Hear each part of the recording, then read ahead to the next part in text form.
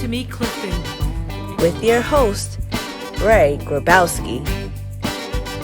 Here's Ray. Hi, everybody. Welcome to another episode of Meet Clifton. George, it's 2020. Time flies. January 2020. That's incredible, right? Brand new year. Yeah, it is a new year. 20 Yes. years into the next millennium. We have a lot of great shows coming up. In fact, I don't want to waste any time. We have a great show tonight, so stay tuned. We'll be right back. Tonight's guest star, parent advocate Judith Bassford, volunteerism enthusiast Ray Robertello, and podiatrist Dr. Petkov. So sit back, relax, and enjoy another episode of Meet Clifton.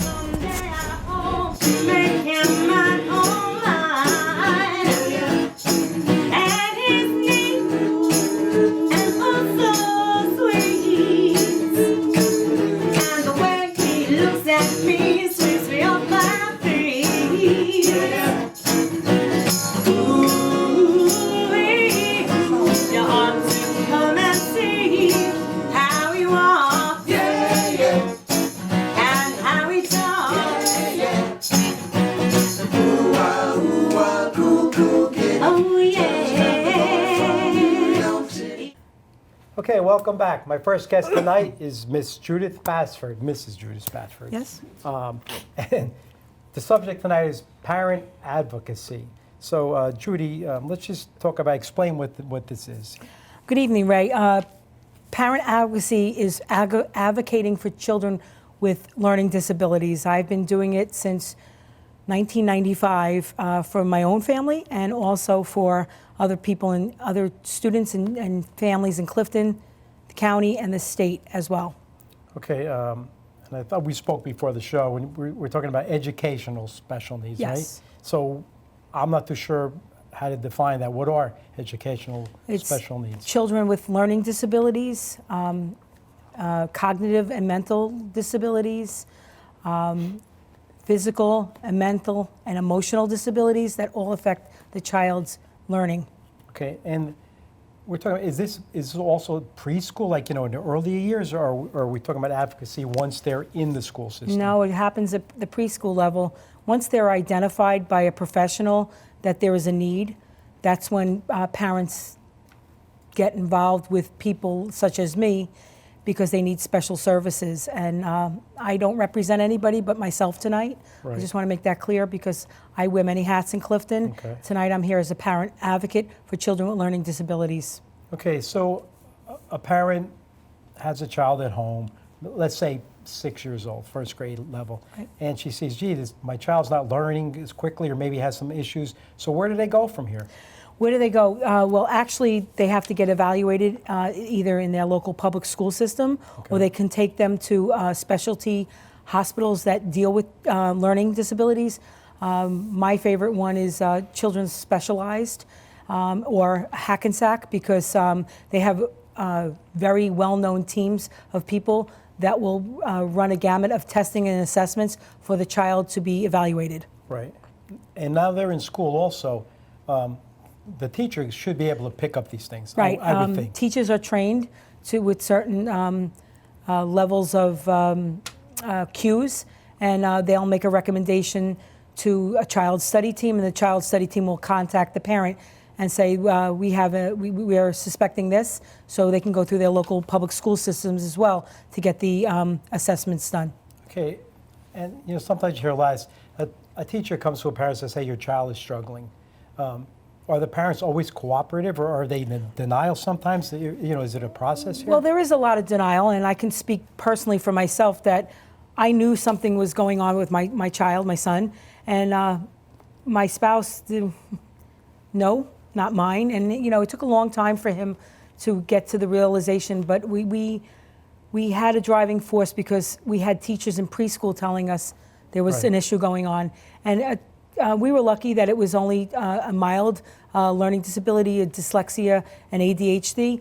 And we got interventions very early at an early age, so it really helped him to be successful. So that's how I really got involved, because I started actually advocating when I was 14. I used to help, take care of my neighbor next door. She had cerebral palsy, and every summer I would take her in my pool. her parents were out on the outside of the pool, but I would take her, and I didn't know that I was giving her physical therapy at the time because I would move her arms and legs, and she would be able to be free of her confinement of her body not being able to move a certain way. So it really worked well with me, and I babysat that child until I was about 26 years old. Okay, and this is just on a personal note. Sure. I know, when I was in school, we didn't have attention and deficit disorder. They just said we were out of control or not misbehaving. Now, do you think that maybe they're overdoing it with like every child can't be attention deficit disorder? So, I mean, how do they draw the line between a kid that's misbehaving and someone who actually has it? Because I'm just wondering if every child is getting diagnosed as this. No, not every child is getting diagnosed. There's a certain criteria, but a lot that's of what I'm asking. but a lot of us, including myself, because I have ADHD and I'm also dyslexic, and I was just placed in the back of the room. You had A, B, and the C group. I was Right. always in the C group. Although I'm a very intelligent person, I had a hard time reading and also sitting still. Right. So you get that label. But if they had the professional assessments Right. and the knowledge of this years ago, a lot of people would have services and they would be able to manage it.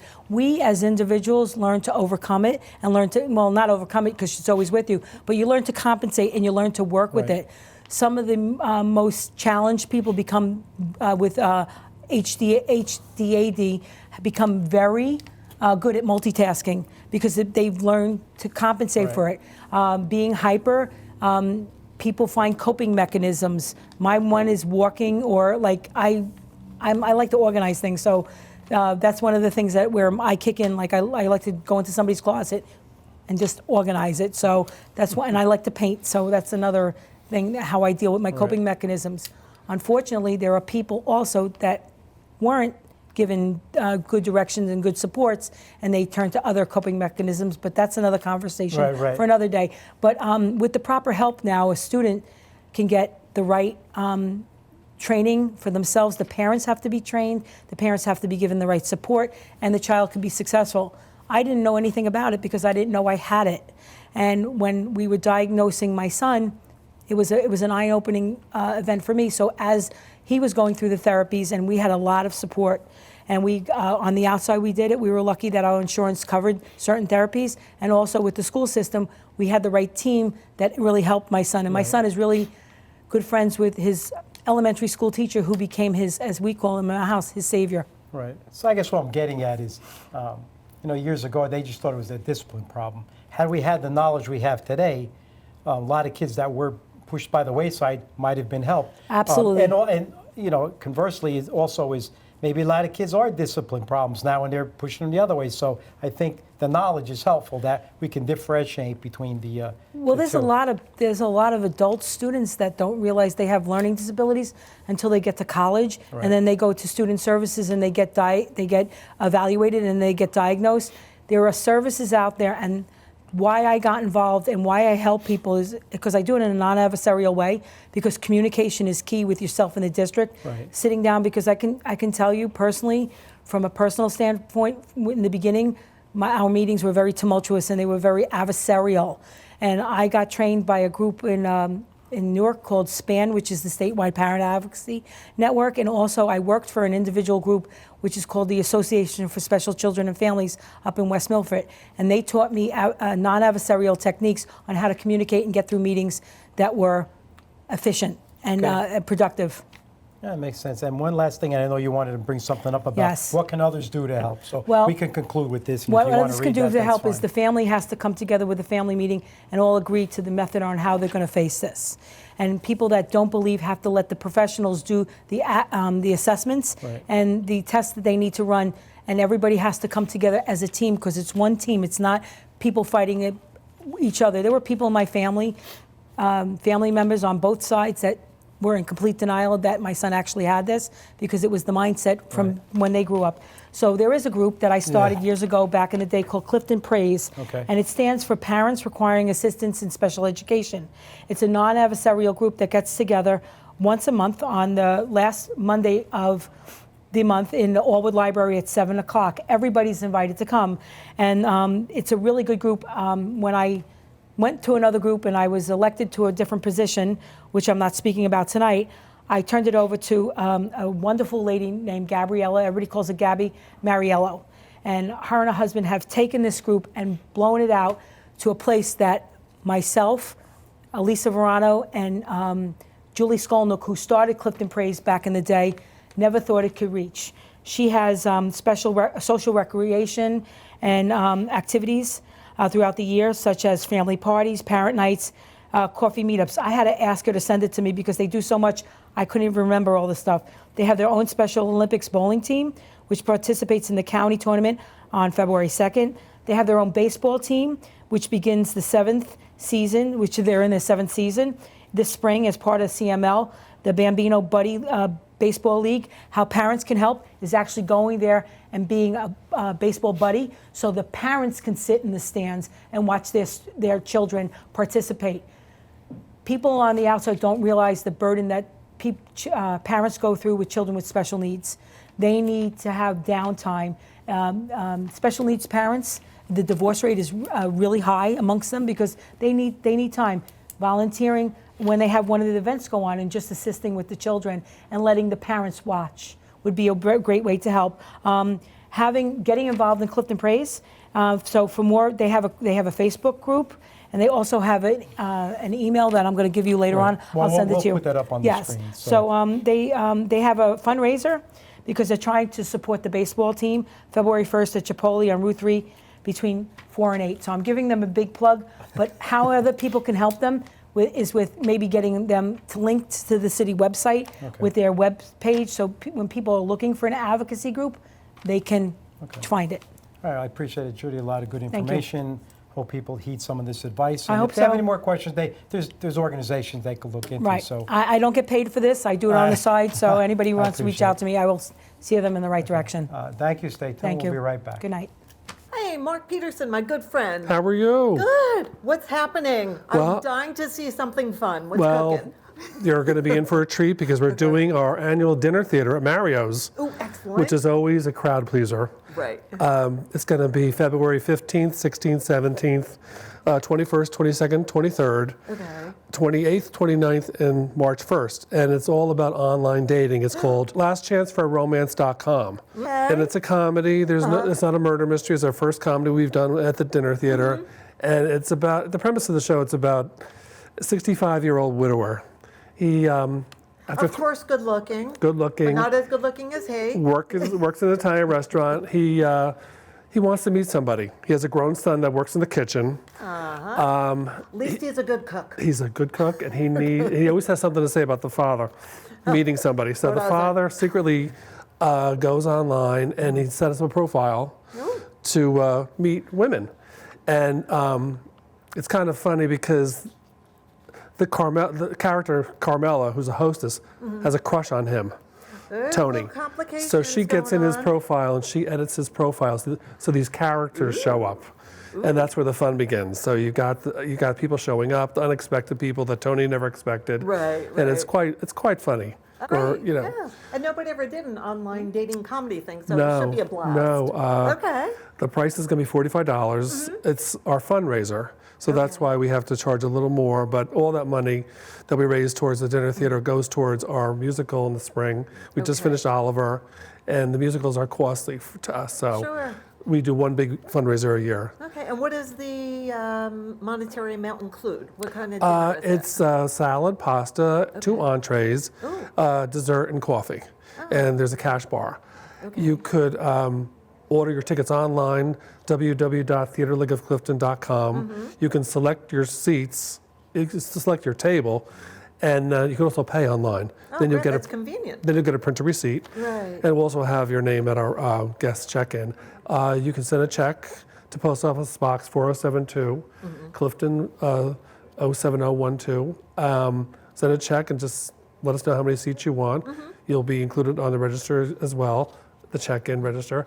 And also by going on to our phone number, the box office. It's 973-928-7668. You can leave your name and your phone number, and your call will be returned, and you could purchase your tickets that way as well. Okay, now I've purchased tickets online. It's so convenient, very easy. You pick your table, you have an idea of where you'd like to sit with your guests and so on. It's so easy and a lot of fun. Yeah.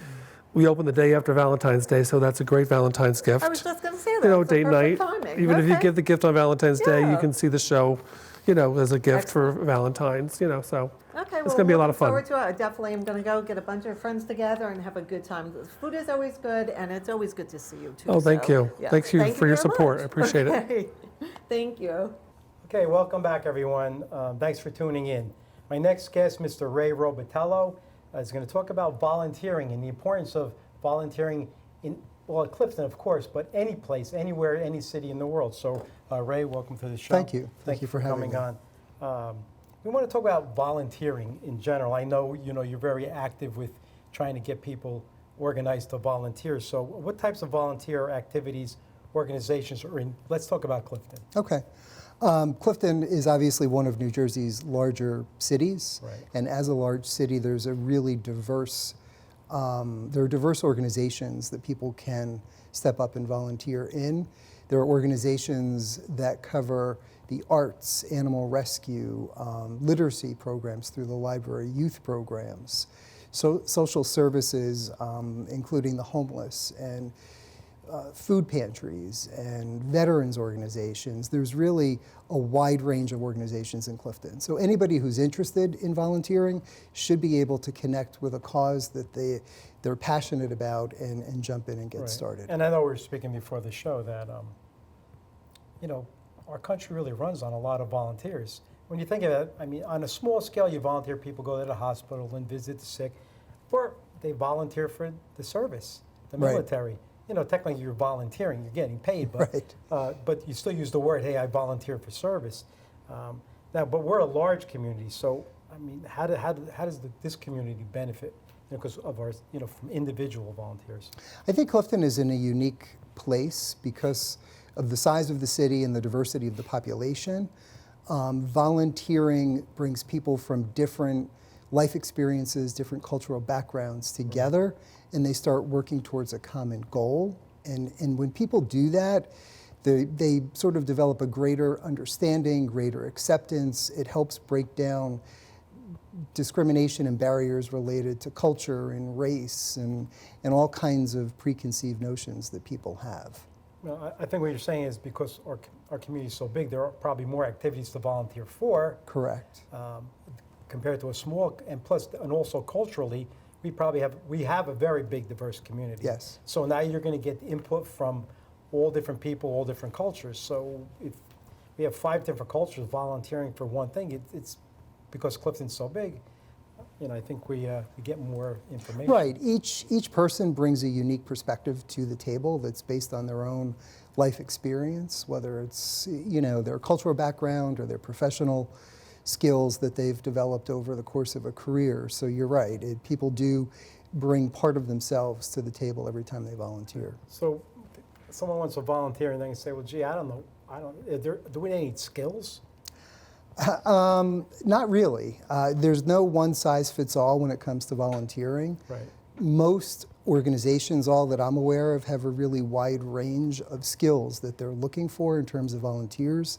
Some organizations are looking for people to do manual labor. They need to lug, boxes and Right, so crates people around. that are building homes for Correct. shelters and things like Correct. that. Right. And then there are others that are looking more refined specific skills that people developed over the course of a career, whether it's public relations or something more specific like that. Right, and I'm thinking, if you volunteer, even if you can't, they'll find something for you to do. Absolutely. The fact that you have a physical body, even if they're volunteering to, I don't know, feed the homeless or something, maybe they can't physically go there, but they might volunteer to collect the food. Absolutely. A lot of these organizations rely solely on volunteers. I'm involved with one in Clifton that has a small paid staff, but most of the other organizations that I've bumped into really rely solely on volunteers, and it's so important for people to jump in and find something that they can connect with. Right. I have a question here. How does one identify the organizations? Oh, I see what you're saying. Yeah, someone wants to volunteer, and how do they find out what's available? Right. It's a good question, and it's something that we've thought about. There was an initiative about a week or so ago. There was an expo. Right. And for people that may have missed that, we're looking at version 2 of that probably a year from now. They can wait for that, but I really wouldn't want people to wait an entire Right. year. There's too much good that could be done.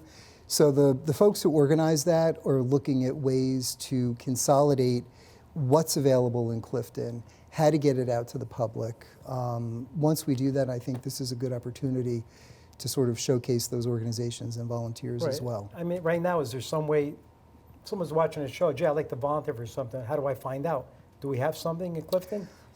There's nothing specific that I'm aware of. What I would probably suggest is people do a simple Google search. So if you're passionate about veterans, then Google Veterans Volunteer Clifton, and you'll probably get a couple of hits. There's the Avenue of Flags. Yeah, you're right. Yeah, you're right. No, So, that's probably the way to do it now, but I think there's a better way to do it going forward. Okay, and maybe we could come up with something on the Clifton website. Right, absolutely. List of volunteer organizations. Yep. I know that's what you're working toward right now with the expo you had. Well, we'd love to get something out there tomorrow, but, it's going Yeah. to take a little longer than that. Because, so. it is too, when you think about it, I can think of this country, how many people, if they didn't volunteer for things, it's sort of like if you and I and George and Diane all volunteer, we bring a pair of socks, that's 4. But if 100 people volunteer, Correct. it's 100 pair. So it multiplies. Correct. And they don't realize how many, I know you're involved in a lot, I am, everyone in Clifton is. Right. Without volunteers, we probably couldn't run anything, and then nothing would get done. And so, and really one last question, as a volunteer, what does it do for you as an individual? It allows people to meet new people who share similar interests as themselves. I think for younger people, and I'd love to see younger people get involved, it allows them to jump into something and try in a role or work in an area that they may want to have a career in. And I think older folks who might be retired or recently retired, who developed skills over the course of a career, over the course of 40 years, can put them to use in a different way. And that's so important because there's all kinds of opportunities out there, and there really should be something for everyone. Okay. So I'm just trying to, so I guess when you volunteer, it's a social outlet. Partly, Right? yeah. You meet new people Absolutely. and get you out there, and then it makes you feel good about yourself. Right. Because obviously when you help people, you feel good. Right. It's a good thing. And I think lastly, what you said too, seniors, they're retired, they don't really have much to do. It gives you a sense of purpose. Correct. Because they say, oh, the elderly or this or that. Well, everyone has usefulness at any age. There's something they can contribute, Right, absolutely. right? Yeah. Knowledge, Yep. anything. So that's great. So hopefully we're going to get some more volunteers out of this. I hope so. Ray, I appreciate it. Thanks so much for coming. having me. Thank you. Hello, Clifton and friends. Welcome to the updates and welcome to the new decade, year 2020. Well, Clifton has a lot going on, but how about if we do this for the new decade, year 2020? We could be maybe 20 times nicer to our family and friends and maybe go to 20 times more things that are happening around town. So with that being said, and a challenge, how about if you try going to the Clifton Arts Center? They are going to have an art partnership by the Tuesday Painters. They will have sculptural works by Mike Bertelli. It opens Wednesday, January 29th and goes through February 28th, which is Friday. They are open Wednesday through Saturday from 1 to 4 p.m. They're having reception on Saturday, February 8th, 1 to 4 p.m. So please call the Clifton Arts Center if you need any more information. It's 973-472-5499. Then the Athena Veterans Post is having their annual Super Bowl beefsteak. That will happen Sunday, February 2nd. Doors open at 3:30 p.m. and it's located on Huron Avenue. So please call the Athena Vets Post to get your tickets for their Super Bowl beefsteak, and they will have halftime. They'll also have some pasta for you as well. So come out and enjoy the time with your friend, and hopefully your team will win. And on Saturday, February 8th, the Assumption of the Holy Virgin Church, which is on Huron Ave and Orange Ave, is having their annual beefsteak and tricky tray. So please call the Assumption of the Holy Virgin Church on Huron Ave and Orange Ave for your tickets, and it will start at 6 p.m. Again, it's a beefsteak and tricky tray. So come on out, enjoy the time, have good stuff to eat, and thank you for watching. We hope to see you around town. Okay, welcome back, and thank you, Sharon, for those updates. We really appreciate it. We the word out for a lot of events that are coming up. So hopefully people support these events that they see on the show. My next guest is Dr. Petkov. Thank you for coming on, sir. Hi, nice to meet you. Appreciate Ray. it. We're going to talk about a topic that's, for some people, it's important. We're going to talk about gout. So maybe you could explain what is gout. So gout is basically an inflammatory disease such as arthritis that tends to affect the great toe joint in the feet, and usually occurs after people consume a lot of alcohol or protein-rich foods like red meat, steak, shrimp, things like of that nature. And basically what happens is when you consume those foods and you don't excrete the byproduct of it, which is uric acid, Right. it tends to basically build up in the feet, especially around the big toe joint, and it can cause a lot of inflammation, a lot of redness, warmth, and basically a lot of pain and discomfort. And basically out of a sudden, people have a party, will enjoy themselves, drink, eat, and they'll just wake up in the middle of the night or early next morning, and they'll experience this pain, and they're like, what's going on here? You know, I have a lot of pain in my bottom of my foot. I didn't injure my foot. I don't know what happened. Out of the blue, they're having this, tremendous pain, and they don't know what happened. So for many people, they want to seek help. So they want to know what is the cause of it, and most likely the cause of it is gout, because what gout does is basically it raises the uric acid level in the bloodstream. The body cannot easily excrete that uric acid, and it causes that buildup of these uric acid crystals inside that joint. Right. Now, you have a question? I just want to ask, I thought gout can also be on the ankle. No, right? Yes, I've seen it in certain patients. I mean, most likely occurs in the big toe joint, but I've seen it also occur in the ankle as well. Okay. Anywhere else on the foot can it occur? I've heard people say, "Oh, I have it on my ankle." Yeah, ankle and the big toe joint is the two most common places where it can occur. So if it's on your ankle, what does that look? Or You basically get a red hot swollen ankle, like you almost like if you feel sprained your ankle, Right. but you didn't sprain your ankle, so you're just curious, how come am I having this swollen, hot, big, swollen ankle, and you don't know what happened? But the only reason you can judge, the night before I had a couple more drinks, maybe I hadn't had right. normally, Could it come on that quickly? Yeah, especially for people that, have a history of drinking and things like that, it can occur more often, but most likely it's in combination of drinking alcohol, consuming a lot of red meat. Now, people that have a lot of kidney problems, it can also be more predisposed to it. Right. Because, people that have kidney problems, they cannot properly excrete uric acid anyway. Right. So, All right, you're right. so then when you don't excrete the urine, that causes, again, a buildup in the uric acid in the bloodstream, and then it doesn't have anywhere to go, so it ends up going into the joints. So maybe people that are more prone to this would be people with kidney problems Yes, also, right? yes, absolutely. Because Yeah. sorry, George, you have a question? Doctor, I got a question. Yeah. I consumed last night steak, red meat, Right. shrimp, and steak today. How much do I have to consume before I get the gout?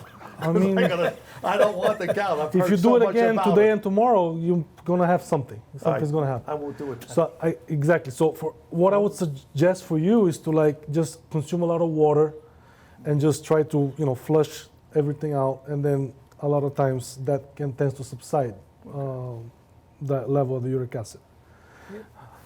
Can you combat this? Let's say you are a person that eats a lot of red meat and stuff, but if you drank a lot of water, is there prevention to this? Yes. Because you said it's called the rich man's disease.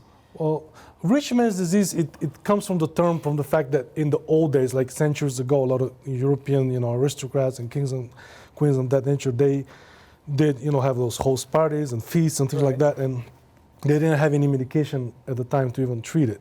Now, when you asked about prevention, yes, there are a lot of medications nowadays that you can be prescribed from your primary care physician, such as allopurinol or Uloric. These are brand names.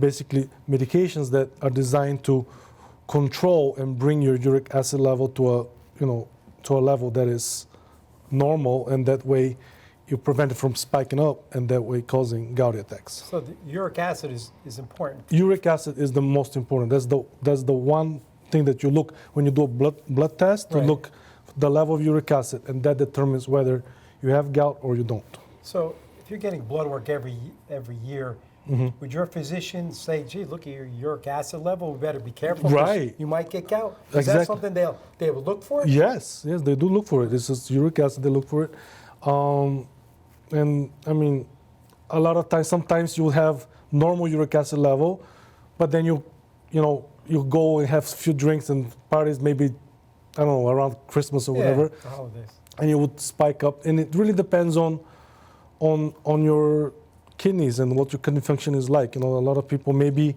they start normal, but then as the kidneys disease progress, Right. then the uric acid is not controlled. And just one really quick question. Yeah, absolutely. Why only the ankle and the foot? Well, why not? Or is that just I mean, maybe for me because I do treat mostly foot and ankle problems, so I do tend to see it more in the foot and Right. ankle. But sure, if you're a general practitioner, you may see it in the wrist or other, it's the knee or something. I mean, it's more likely, more But probable. most likely it's known, and that's where it's mostly known that it always mostly occurs in the big toe joint and Okay. in the And I foot. guess the last question is because no one wants to get this. I'm sure it's very painful. Absolutely, it's very. And I know people that have it, and they say it's very painful. And I don't know a lot of people, so I don't know how common it is. Obviously you do this. Right. Is there something people could do generally in their daily life that could help? Absolutely. Well, I always bring it back to the diet, like what type of foods maybe you should avoid, or maybe eat in moderation. Like avoid red meat, avoid shrimp, avoid alcohol. I mean, a lot of things that people tend to enjoy, of course, but We just had them with it's life. kind of like, Okay. or eating in moderation. That's what I have to say. But, I think you're okay, George. Good. right. If you were drinking 2 bottles of wine a night, maybe I would worry. I don't have to maybe worry about the rich maybe man's just disease keep it to either. 1 glass, not 2. Right, so diet, and then you should get, if you see these symptoms. And you worst should go- comes to worst, you can always get on this medication. That medication will control the uric acid level to a normal level, and that way it will allow you to still have a somewhat of a decent Okay. lifestyle and still enjoy, Doc, those foods. I appreciate a lot of good Absolutely. information. Thank you. People heed that warning. I wouldn't want to see anyone get the gout. So we'll see what happens, but very good information. Thank you for coming on. I appreciate it. Thank you so much. We'll be right back. Why get up? How can I get up? Why should I get up? This whole world's gone crazy, think I've seen enough. I'm gonna sleep forever. Why get up? Phone people ringing right off the hook. No, the bill collector I know got through. Think I'll stay in bed 3 more days. The world outside it bugs me anyway. Things are going and my going gets rough. I'm gonna stay back over. Why get up? Okay, well, that's it. That's our show for tonight. I'd like to thank everyone for tuning in. I'd like to thank my co-host, George. We learned a lot of good information. We had some great guests. I thank them all for coming on. And we'll see you next time. But in the meantime, be good to your friends and family. Respect your neighbors. Keep Clifton close to your heart. This is a great city. Thank you. God bless, and good night.